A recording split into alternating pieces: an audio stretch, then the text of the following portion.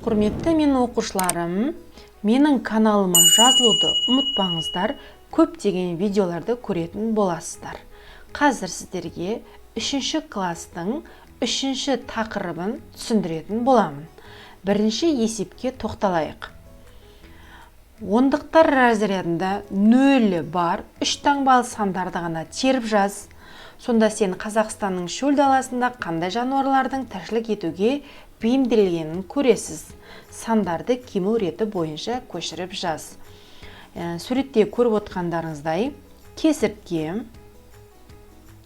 кесіртке, тасбақа, қосаяқ, кірпі біздің шөл далада мекендейтін жануарлар екен. Себебі олардың ондықтарында тұрған сандар нөлмен жазылған. Мына жерде 509, 308, 907, 105, яғни бірлігі 9-ға тең, ондығы 0-ге тең, жүздігі 5-ге тең.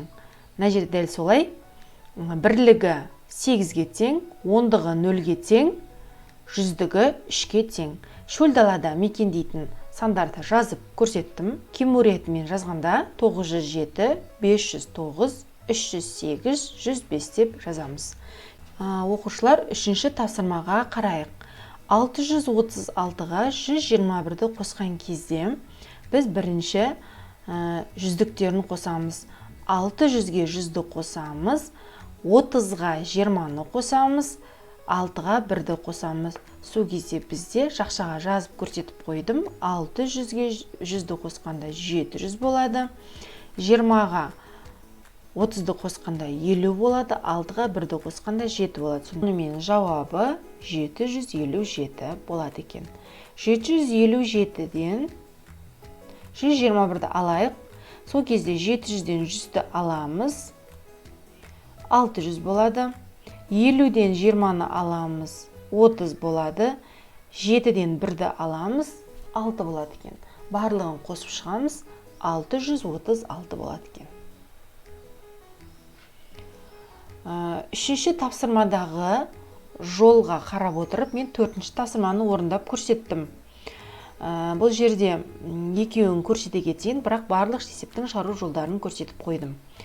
241-ге 124-ті қосқан кезде жүздіктерін қосамыз, 200-ге 100-ді қосамыз, жақшаға жазып қоямыз.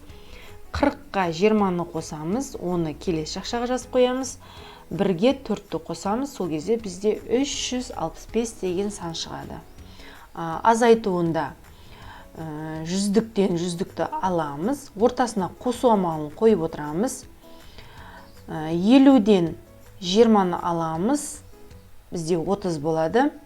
7-ден 0-ді алған кезде 7 болады. Сонымен 837. Қалғандарды дәл осылай шығаруға болады екен. Енді 5-ші есепте біз бағандауды көрсеттік. Бағандаған кезде біз санның астына санды, бірліктің астына бірлікті, ондықтың астына ондықты, жүздіктің астына жүздікті жазамыз. Содан кейін 0-ге 1-ді қосамыз, 1 болады. 3-ге 2-ні қосамыз, 5 болады. 2-ге 5-ті қосамыз, 7 болады екен. Яғни бұл жерде бірліктің астына бірлік, ондықтың астына ондық, жүздіктің астына жүздік қойып есептелінеді. Сол кезде бізде 751 деген сан шықты. Енді азайту амалын көрсетейін. Дәл солай, бірліктен бірлікті аламыз, 6 болады. Ондықтан ондықты аламыз, 1 болады. Жүздіктен жүздікті аламыз, 4 болады. Сонымен 416 деген жауап шығады екен.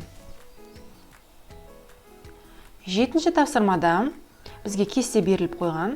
Осы кестені толтыруымыз керек. D-ның орнына 6-ны қоямыз, 7-ні қоямыз, 8-ді қоямыз, 9-ды қоямыз. Шығару жолын көрсетіп қойдым. Бірінші кестеде 6-ның астына бізде 156, 7-ні қойғанда 157, 8-ді қойғанда 158, 9-ды қойғанда 159 шығады екен. Екінші кестеде көбейту амалы көрсетіліп тұр. 6-ны К-ның орнына апарып қоямыз. Сол кезде бізде 24 болады. 7-ні К-ның орнына апарып қойған кезде 28 болады. 8-ді апарып К-ның орнына қойғанда 32 болады. 9-ды к-нің орнына апарып қойғанда 36 болады екен. Шығару жолдарының барлығын көрсетіп қойдым.